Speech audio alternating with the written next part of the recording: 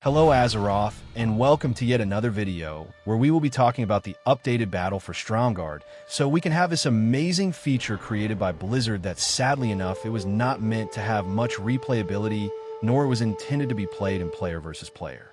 And with that in mind, let's jump into the events that players shall find within this battle. Northfold Crossing / Valorcall Pass. No longer outposts that can be captured by players. An event will take place in both of these points in the map in due time. Newstead. This outpost will act as a king of the hill spot in the map, but it will remain inactive most of the time. Resources. Both ore and lumber are the main resources of this Warfront, and without them the teams will fall behind. There are faction-wide resources mainly gained through the mines and lumber camp, and the player's individual, mostly earned in combat and events. To clear this out, if killing a player gives 2 ore, and a total of 6 players defeat an enemy player, then each player gains 2 ore, but that player's faction gains 12 ore. Dry Whisker Mine / Galson's Lode. These will be the main source of or gathering for the Horde and Alliance respectively. However, this time there won't be any nodes for players to mine, carts full of ore, and kobolds to kill. None of that. Instead, the mines will produce, or similar to how 4 bases gather resources in any other resource race type of battleground. Hatchet Ridge / Highlands Mill, the lumber version of the ore source for the Horde and Alliance respectively. Similar to the mines, this site will be friendly from the beginning, and there's no flag to cap, no enemies to face, or lumber spread out around zone. Note that neither of these points can't be captured by the opposite team. Both factions will always have 1 mine and 1 lumber camp for them to collect their resources. Lumber or share the same gathering pace. Killing the opposite faction players. One of the rewards of killing an enemy player is ore and lumber, and the amount received depends on where the player was killed. If you kill a player at your side of the map, Northfold Crossing if you are Horde, mines and lumber camp at your side, it rewards 60 ore and 30 lumber. Across the middle ground of the map, High Perch, Newstead, and Circle of the Elements when not a sanctuary, it gives 40 ore and 20 lumber. And at the enemy side of the map, Valorcall Pass if you're a Horde, mines and lumber camp at the opposite side of the field, it rewards 20 ore and 10 lumber. Bloodlust. Players can benefit from any lust type of effect once every 5 minutes instead of 10. Events.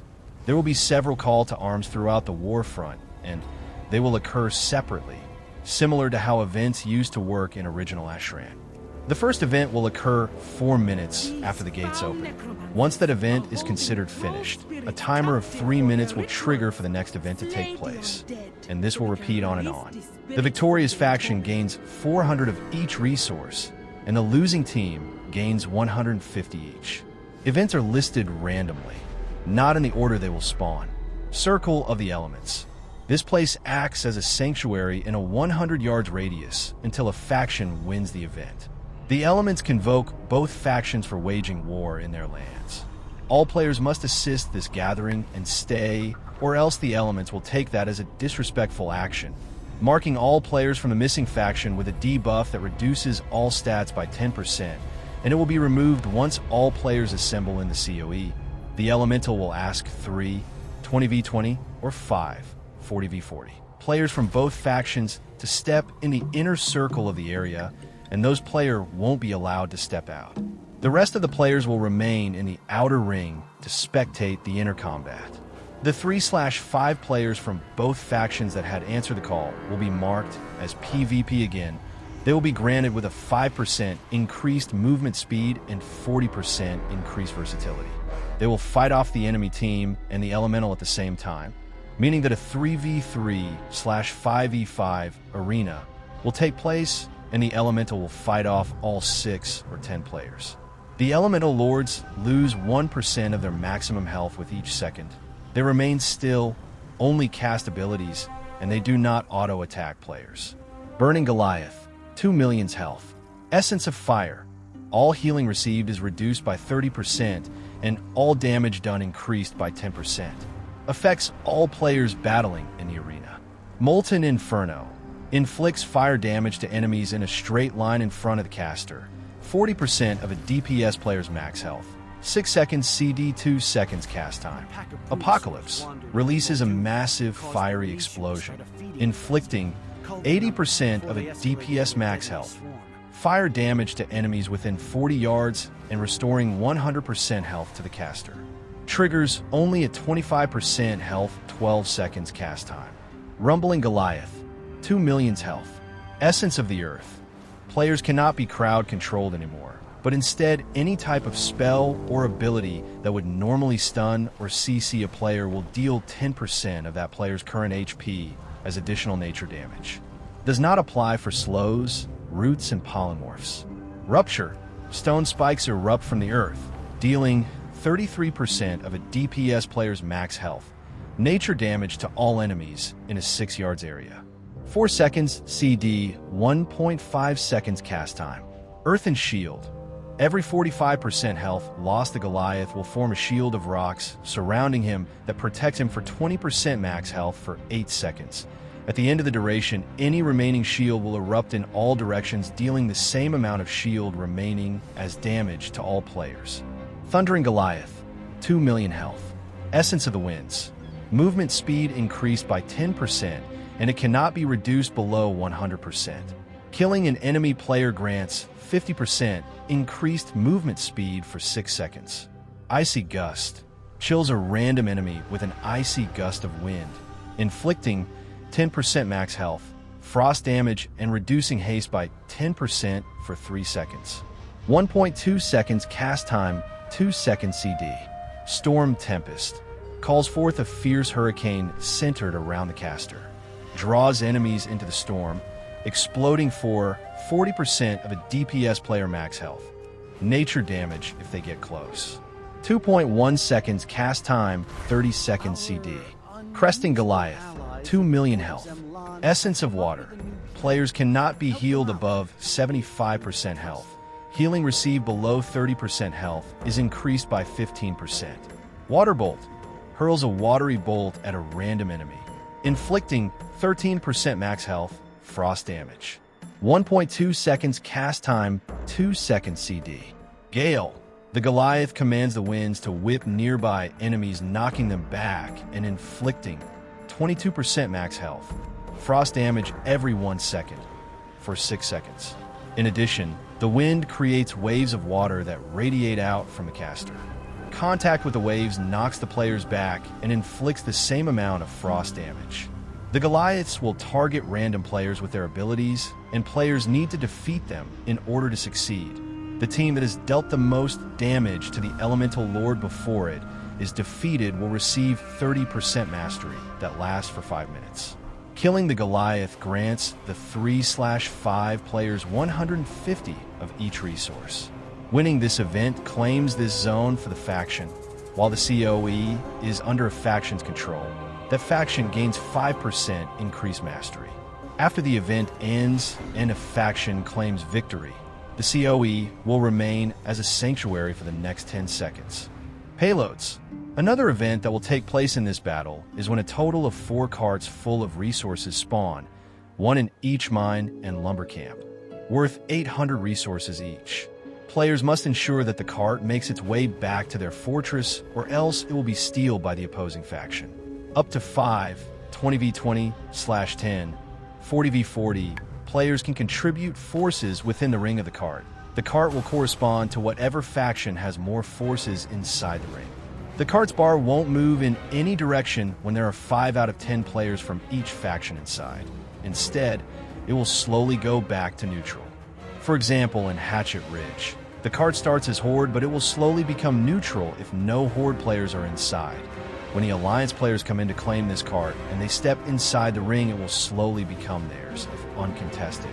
And if they manage to control it completely, that is a full blue bar, the cart will disappear and the resources will go to the Alliance.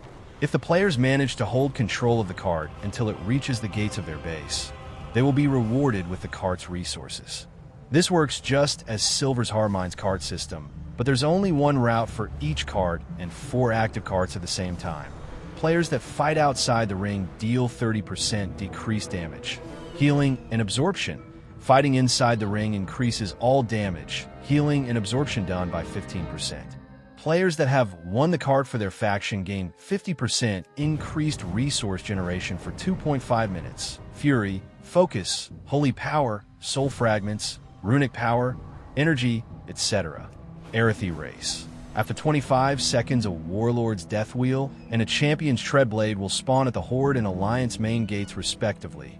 One player from each faction must get in the vehicle and finish a complete lap all around the battleground, driving within the marked roads.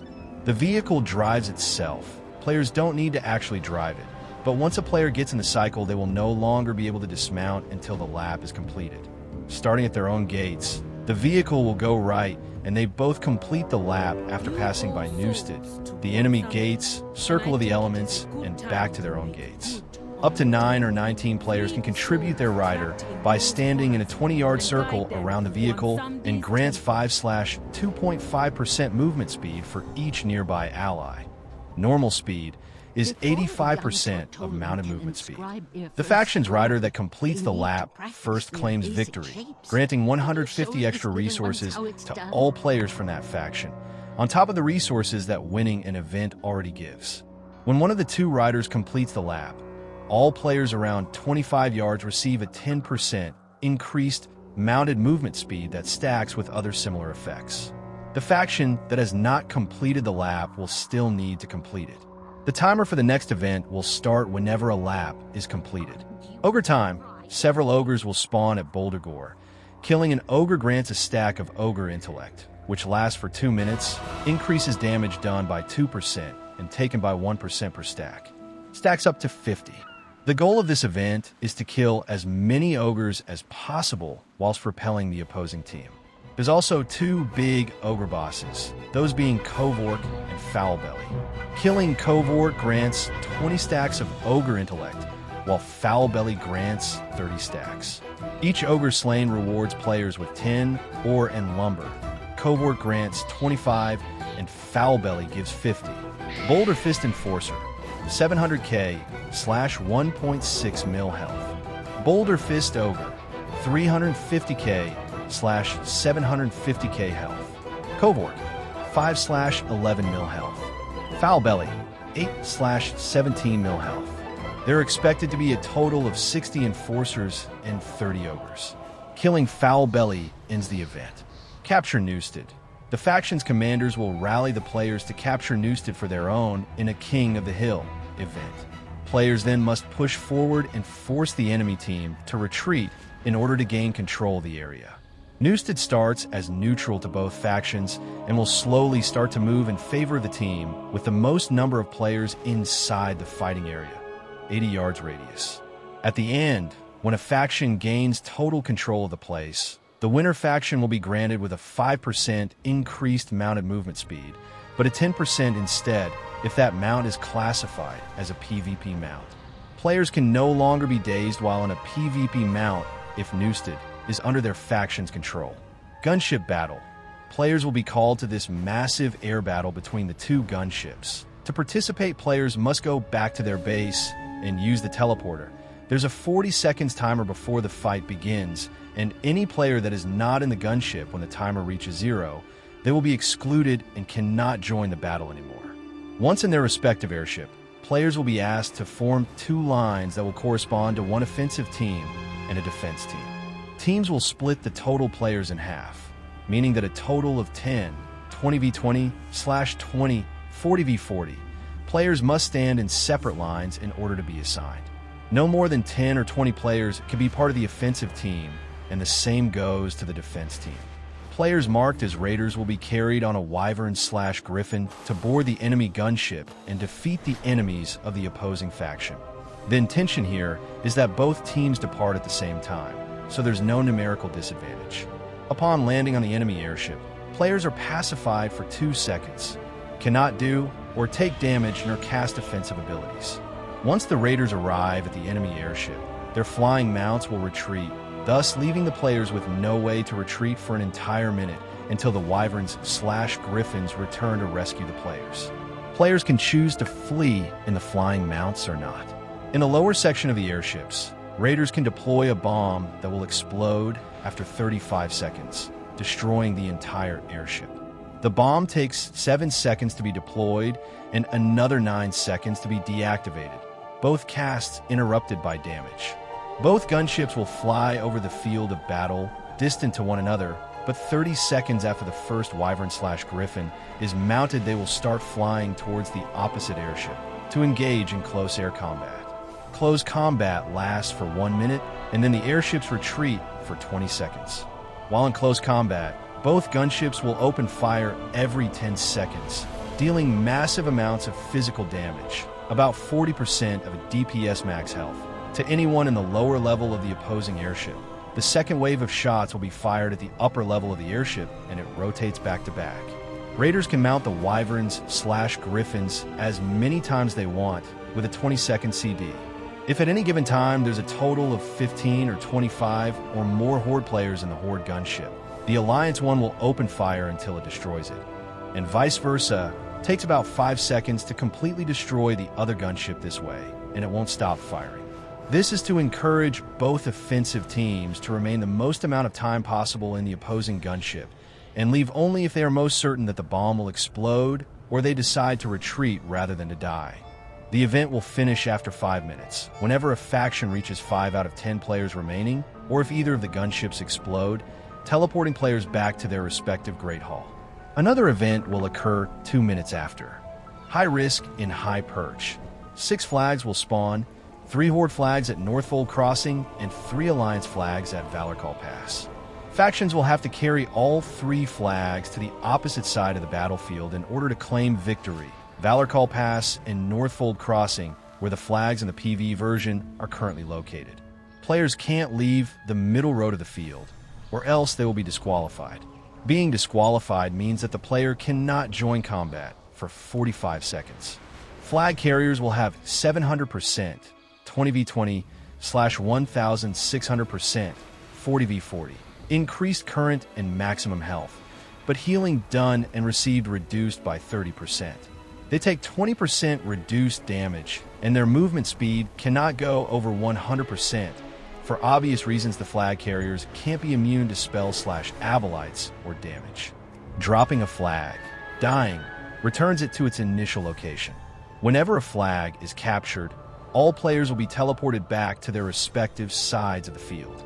To facilitate a comeback to happen, whenever a faction captures a flag, the player who did capture the flag for their team will receive 30% increased damage instead of 20% reduced damage. This stacks. The event lasts 4 minutes or until a team captures all 3 flags. When time is up, for each flag a faction has capped, it will be compensated with 200 ore and lumber, so both teams can benefit from this event. Supply crates. A total of 4 flying machines will drop supplies in separate places across the battlefield. Opening a crate rewards players in a 50 yards radius with 100 of each resource and 500 resources to their faction.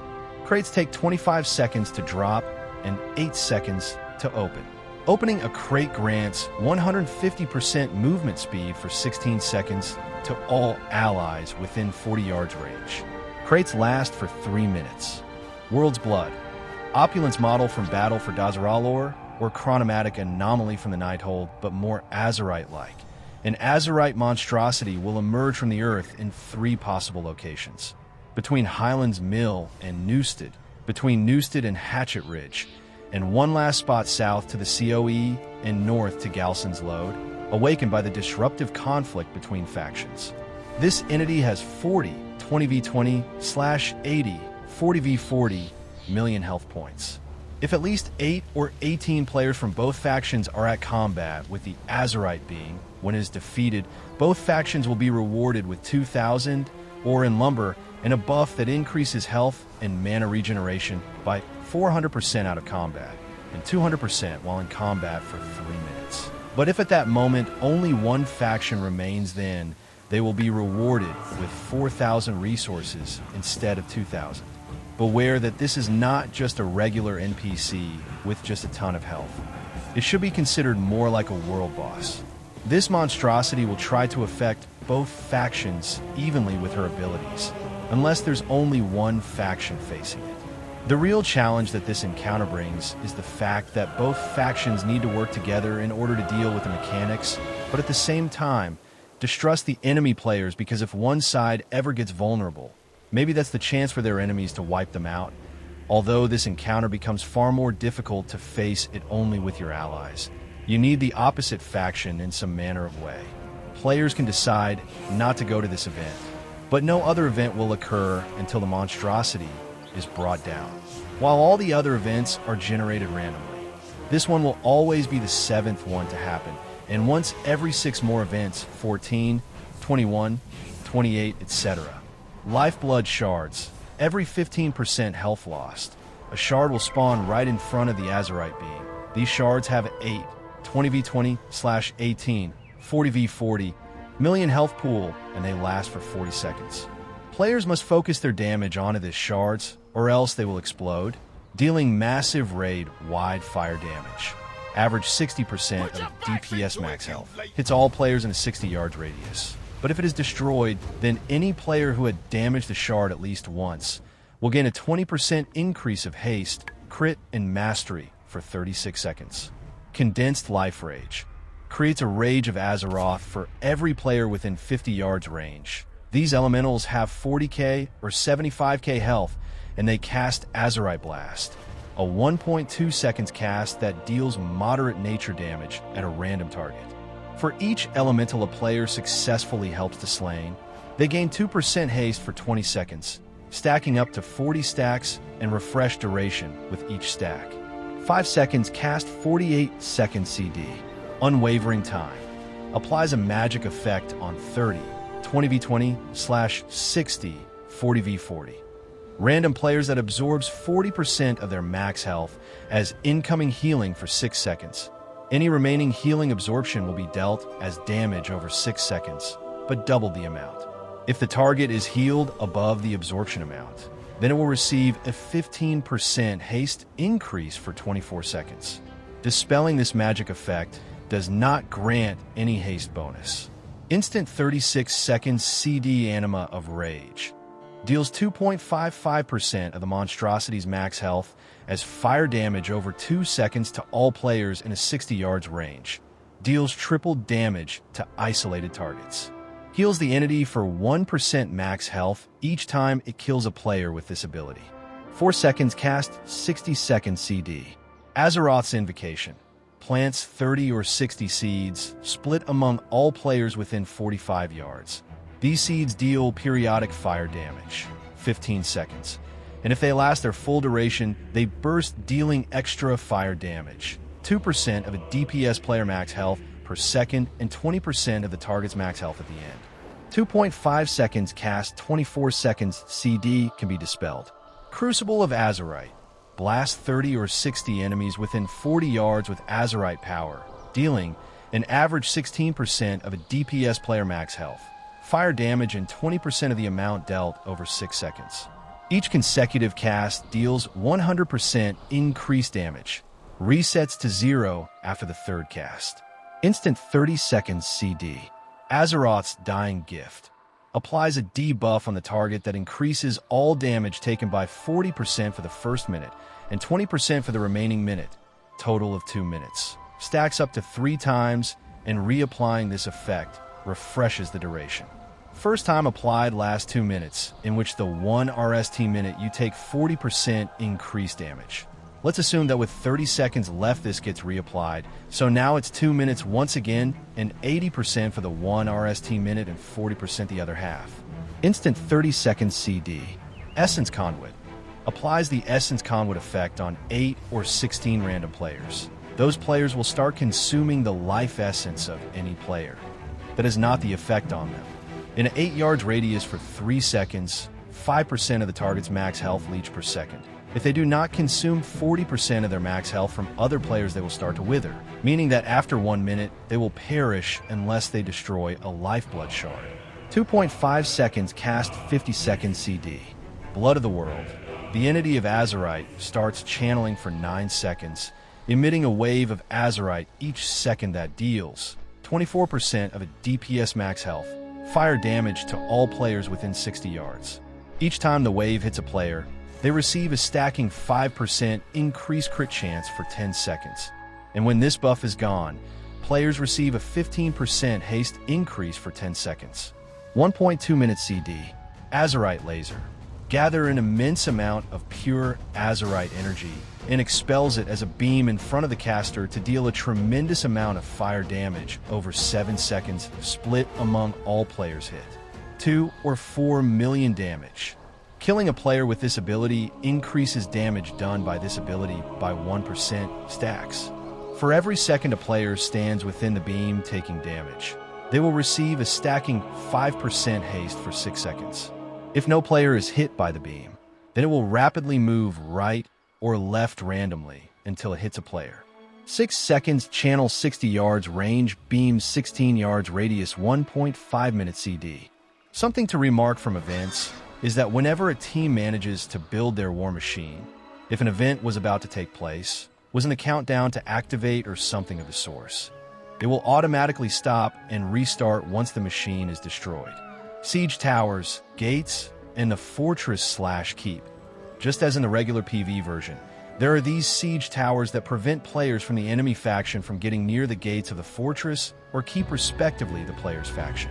Keeping the towers in the PvP version will allow us to deny players the possibility to stomp a match by camping or farming the opposite faction at their gates, even though there are 3 gates for both factions, one in the middle road and one on each side, east and west.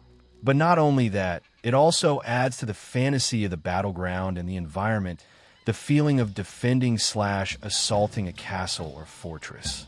Without any further explanations, siege. Towers have 9/15 mil health. There are 2 of them for each faction, and they can be sieged by players at any given time. Siege towers receive 40% decreased physical damage, and they take 10% reduced damage from spells and abilities. Towers will bombard any enemy player that gets close in a 55 yards range, just as in the PvE version, but they have 1 extra quirk now. Once every 45 seconds, each tower individually will open fire anywhere randomly on the opposite side of the field, tracks enemy players. The blast will make contact, depending on the distance, travel with an average time in between 5 to 7 seconds. This cannon blast will deal high damage, 40% of a DPS player max health, in the inner area of impact and decent splash.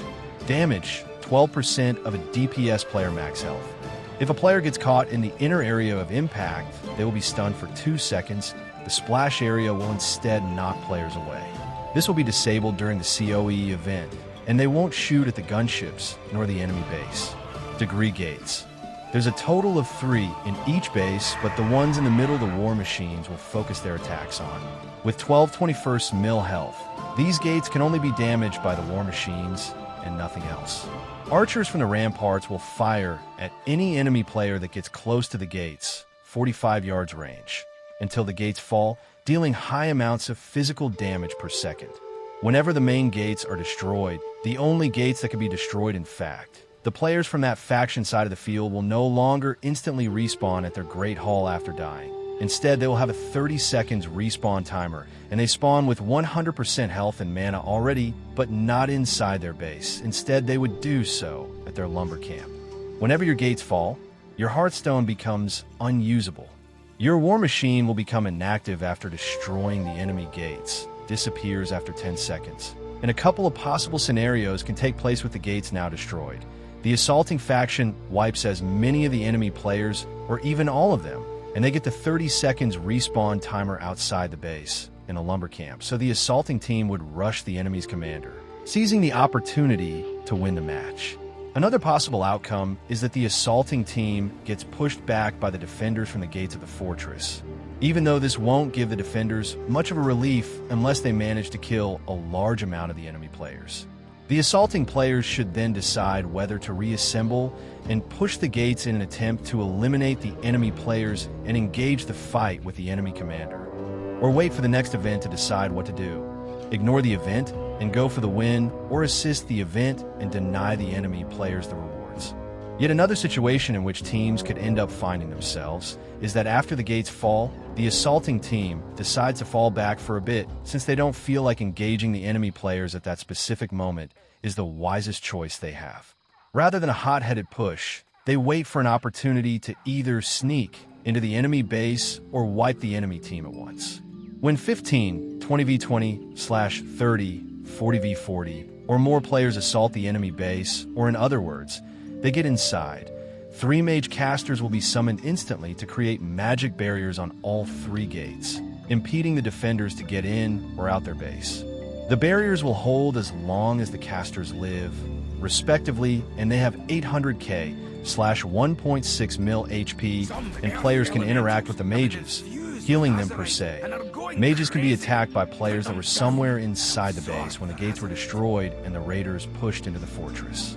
The barriers can be damaged by players, and they have 9/18 mil health. While the defenders can take down the barriers by damaging them normally, assaulters can assist the mages in their task to hold the barriers. Any spellcaster in a raid can take position alongside the mage NPC to empower the barrier's defenses by 35%, reduce damage taken. But doing so will slowly consume the caster's strength, 5% max HP per second. Mages, priests, and warlocks are the only considered suitables classes for this task. Only one player at a time can perform this action, and it will mark the player as weakened, which reduces healing taken by 20%, stacks up to 3 times, and it lasts for 2 minutes, does not refresh with each application. Players can die from this action. Once a magical barrier is destroyed, the nearby mage caster will create another barrier after 25 seconds that has 33% of the initial barrier's total HP, if the caster is still alive, of course. /special action button /8 seconds channel /consumes 10% max HP P /S/ stuns the caster for 2 seconds at the end / Asterisk the COE event won't punish factions for not assisting the event after a gate has been destroyed. Counter-offensive. Dying inside the enemy base sends you to your lumber camp with a 30 seconds resurrection wait time, even if your gates are not destroyed. If your commander is in combat, your Hearthstone becomes disabled until your commander drops combat. Keep in mind that losing your gates disables your Hearthstone permanently. Whenever a team gets their commander engaged by the opposing faction, a card in high perch will appear carrying an Azerite bomb that only the team with their gates destroyed can pick up. The card lasts for 2.5 minutes, and this explosive can open a breach in the enemy's walls, not the gates, granting players the opportunity to get through the breach and assault the enemy base and its commander. Be cautious when picking this bomb, because it will explode 50 seconds after picking it. The player that carries the bomb gets a 60% increased movement speed, but cannot mount up or cast offensive spells. It takes 3 seconds for the bomb to explode if the player drops it before the 50 seconds timer for any reason. This is a one and only chance for players to have kind of a race against the enemy faction to see who's able to take down the enemy commander first and claim victory. The breach opened by the explosion will be repaired after 1 minute, trapping any player from the opposite faction inside. If the players that carried out the bomb and sneaked into the enemy base fail to kill the enemy commander, they would need to retake control of their own base by taking down one of the magical barriers, hoping that they are still in time to save their commander from the enemy players if these last ones haven't wiped yet. If they manage to save the day, it should be time to use their resources into lost benefits or even a war machine. And that's it for today, adventurers. If you have any doubts or concerns about this whole idea or any specific point, be sure to leave a comment. Ask as many questions as you want and give me your opinion. You like it? You think it has a part that sounds boring? Share me your thoughts. I'd love to hear them. Join me next time to hear about how powerful your class can become when fighting for the nation of Azeroth or the Raiders of Argarok. Keep in mind that we will meet again to talk about the commanders leading the battle for Stromgarde on both sides. Thank you so much for watching. Share this video and talk about it with your friends and guildmates. Have a good one, and I'll see you on Azeroth.